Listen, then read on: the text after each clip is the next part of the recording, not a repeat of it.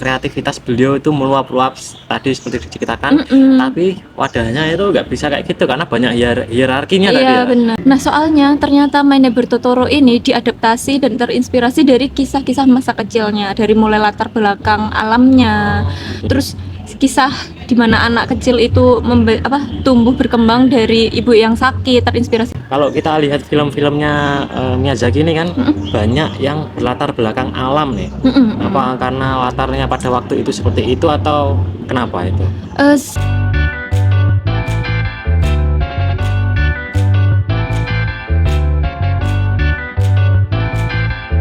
Halo semua, kembali lagi dengan saya Joe dan partner saya. Sam Kembali lagi di Jam Pulang. Oke, Channel ini disusun, dibuat dan diproduksi setelah jam pulang dengan harapan kita tetap bermanfaat di setelah jam pulang. Amin. Amin. Kali ini kita mau ngadain segmen Tokopedia. Ya. Di Tokopedia ini kita bahas tokoh-tokoh inspiratif yang mungkin punya karya atau punya peninggalan yang mungkin cukup bermanfaat ya bagi dunia yang ditinggalkannya. Iya, benar, bagi dunia yang ditinggal. Jadi kayak bikin legitimasi gitu ya di kehidupan. Jadi kita kali ini mau membahas tentang maestro animasi legendaris dari Jepang. Nah, ini yang sempat viral beberapa waktu terakhir ketika ada filter AI. Iya, benar banget. Jadi teman-teman pasti udah banyak yang mengenal ini ya. Sepertinya gitu ya. Beliau tak lain tak bukan adalah Hayao Miyazaki. Wow, ya betul banget nih buat teman-teman yang mungkin kemarin ikut FOMO filter ChatGPT buat ini ya. Animasi itu ya.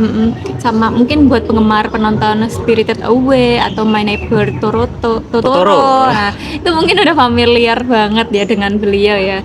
Semua tadi film-film menarik itu tuh ternyata lahir dari tangan yang imajinatif oleh beliau itu. Film-film yang beliau ceritakan ini kan penuh dengan kreativitas dan semangat gitu ya. Nah, latar belakang gambar-gambarnya itu juga sangat indah dan menenangkan gitu. Jadi ya dia cukup merupakan seniman yang sangat talented.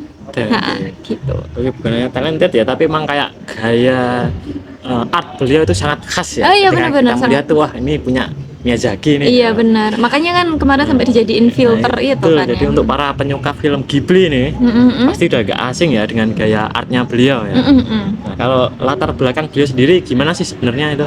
Nah, beliau ini tuh sebenarnya itu lahir di Tokyo tahun 1941. Nah, tahun dimana terjadinya Perang Dunia Kedua juga.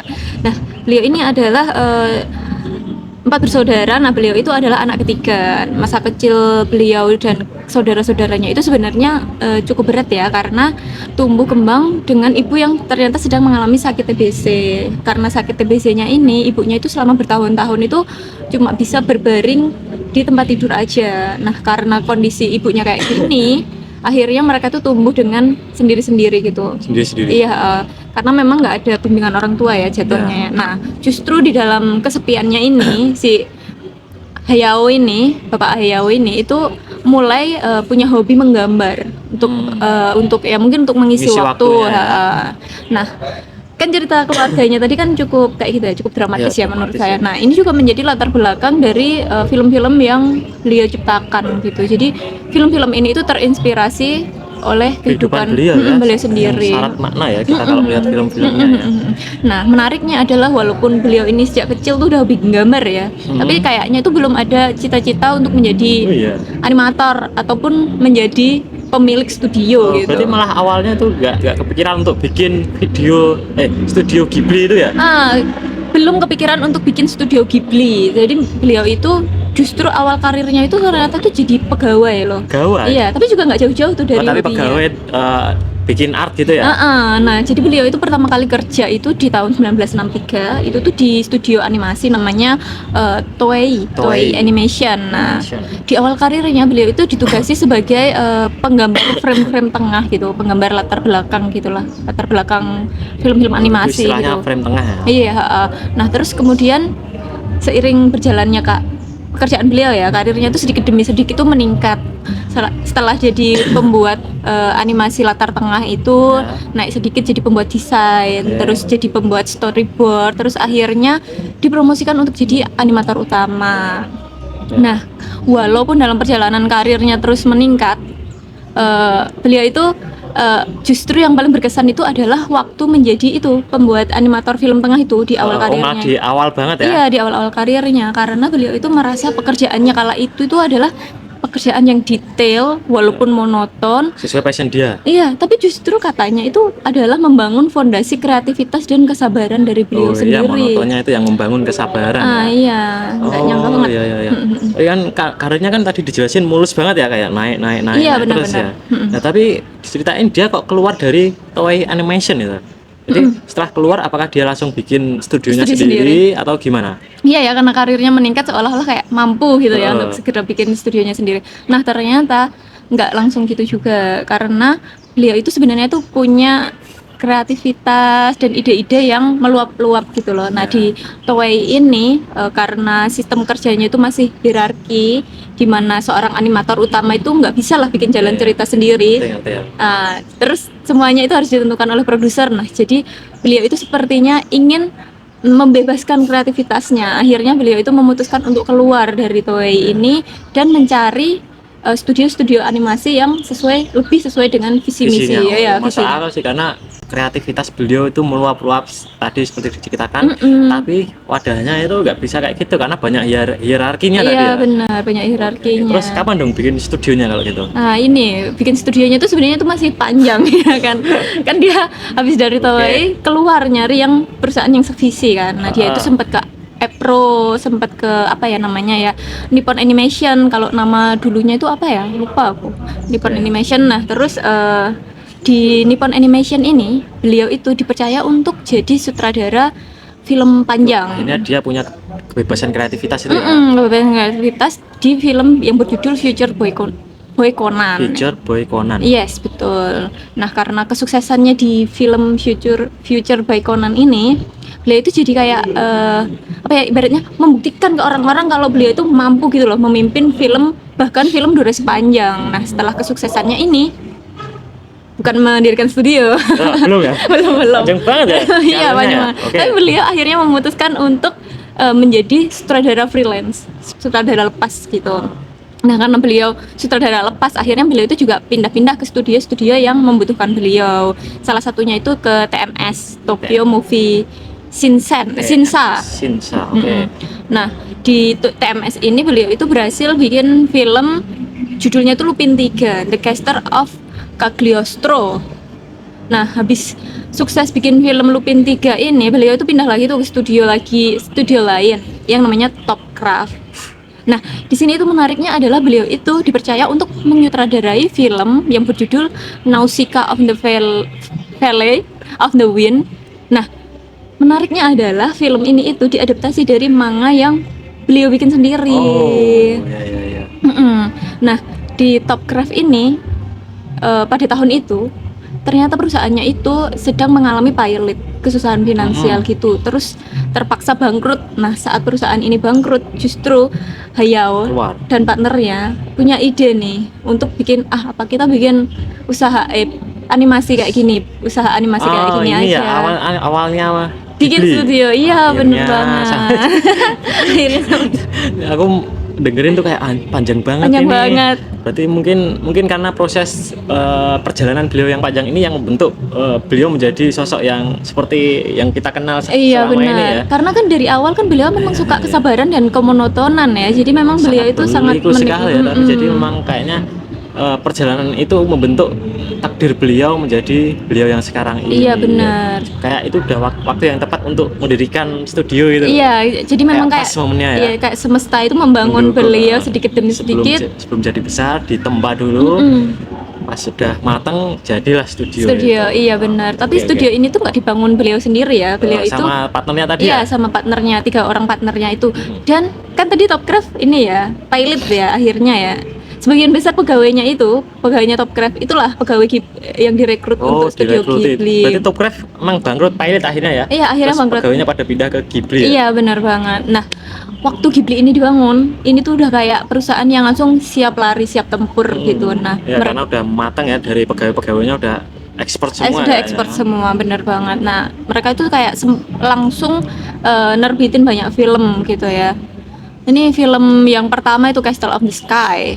Terus kemudian yang cukup terkenal juga ya, My Neighbor Totoro. Terus di tengah-tengah, pokoknya banyak lagi lah ya filmnya yang diciptakan itu. Nah di tengah-tengah masa ini ya, masa Ghibli ini ya, masa eksistensinya Ghibli ini, si Bapak Hayao ini itu sebenarnya tuh merencanakan untuk pensiun. Oh iya. Iya, tapi Kenapa? ya mungkin karena udah merasa Udah puas ya? iya udah puas dengan pencapaiannya, terus udah merasa udah tua juga ya kan. Tapi ternyata beliau masih punya gejolak untuk bikin film lagi. Akhirnya beliau bikin film yang judulnya nih Spirited Away. Nah itu kan yang menang Oscar itu kan? Nah itu dia ajaibnya, justru di saat beliau Setelah ini kayak udah legowo, udah selesai, malah mencapai titik kayak puncak tertinggi. Keren banget kan. Banyak banget sih yang bisa saya ambil dari kisahnya beliau ini. Nah, kan filmnya banyak banget nih. Jadi pernah gak beliau mengungkapkan film mana nih yang paling sentimental bagi dia atau favorit dia? Kalau kamu bisa nggak nebak tuh? Nebak mungkin kalau dari bukan kualitas, dari yang tadi yang menang Oscar kan Spirited Away ya, mungkin itu. Nah, menurut saya juga awalnya itu ya, tapi ternyata enggak. Kalau dari hasil interview itu adalah My Neighbor Totoro. Kenapa itu? Nah, tapi itu bagus juga sih. Ya itu bagus ya. Nah, soalnya ternyata My Neighbor Totoro ini diadaptasi dan terinspirasi dari kisah-kisah masa kecilnya, dari mulai latar belakang alamnya, terus kisah di mana anak kecil itu tumbuh berkembang dari ibu yang sakit, terinspirasi dari masa kecilnya dia yang waktu itu ibunya sakit juga gitu. Terus si Totoro ini kan kayak tokoh magis gitu kan ya. Nah itu tuh adalah gambaran dari rasa hangat, rasa tenang dan rasa aman yang berhasil dia dapatkan di tengah konflik dan hiruk pikuk dari keluarganya sendiri itu. Pantesan paling sentimental karena ternyata itu kisah masa kecilnya dia. Bener banget. Oke, jadi kalau kita lihat film-filmnya Miyazaki ini kan banyak yang berlatar belakang alam nih. Apa karena latarnya pada waktu itu seperti itu atau kenapa itu? Sebenarnya Hayao ini tuh Bapak Hayao ini tuh ingin menyampaikan pesan untuk mencintai alam gitu. Mungkin karena dulu beliau tumbuh kembangnya itu justru beliau tuh dulu tumbuh kembangnya itu kan di zaman perang ya, Perang Dunia Kedua ya, dimana banyak banget kayak rudal, peluru, pokoknya banyak banget hal-hal yang merusak alam. Jadi pada waktu itu sepertinya hati kecilnya beliau itu ingin menyelamatkan alam, tetapi ya karena dia masih kecil ya, jadi nggak bisa berbuat banyak. Ya akhirnya dia tuangkan dalam film-filmnya ini untuk dapat mencintai alam, untuk menyelamatkan alam lah ya. Sangat makna banget ya film-filmnya ya. Bahkan beliau menyisipkan pesan-pesan pecinta alam tadi ya dalam banyak filmnya. Benar. Kalau dalam pembuatan cerita itu beliau punya prinsip-prinsip gak yang beliau pegang? Nah sebenarnya itu di setiap film-filmnya Ghibli itu nggak ada tokoh yang hitam putih murni gitu.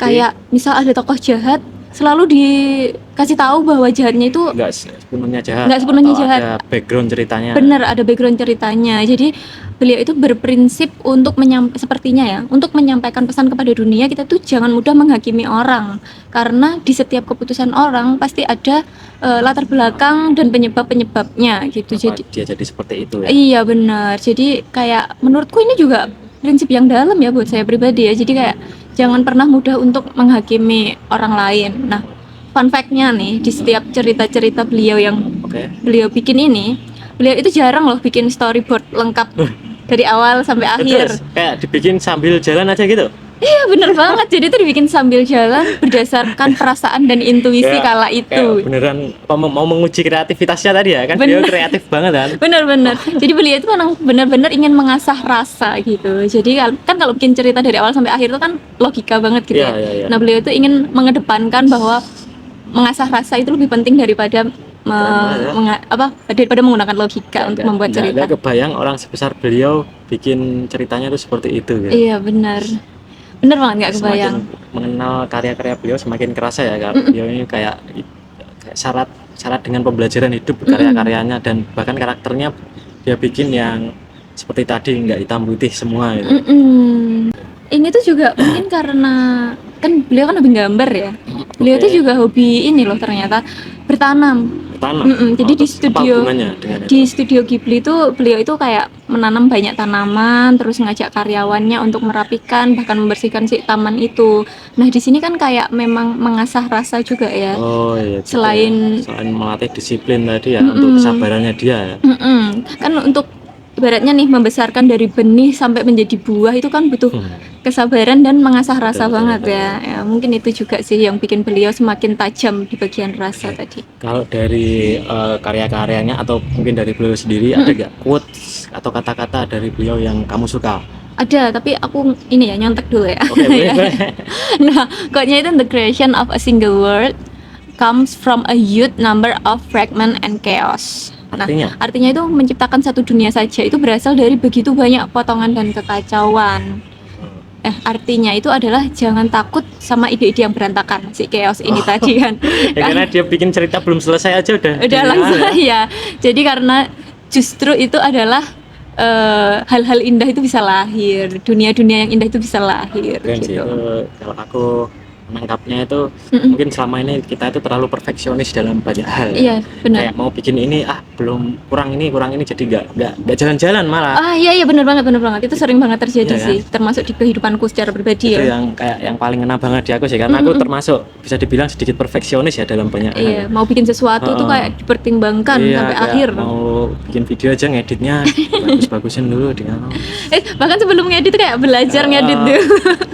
Harusnya gak kayak gitu ya, harusnya kita punya ide, eksekusi gitu aja. Iya, benar sih. Yang diajarkan beliau ini ya supaya kita semakin kaya akan pengalaman. Benar banget. Karena kayak kita mau mempersiapkan kayak apa, dunia pasti ada punya sesuatu yang nggak kita siap gitu. Iya benar banget, apalagi kayak tiba-tiba di tengah jalan, ternyata ada hal ini lebih menarik, jadi bisa langsung diimplementasikan langsung. Kata-katanya Tan Malaka, terbentur.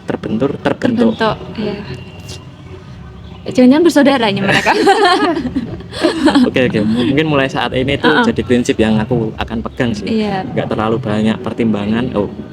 Tentu ada pertimbangan, tetapi nggak terlalu banyak pemikiran yang menghambat aku untuk memulai. Gitu.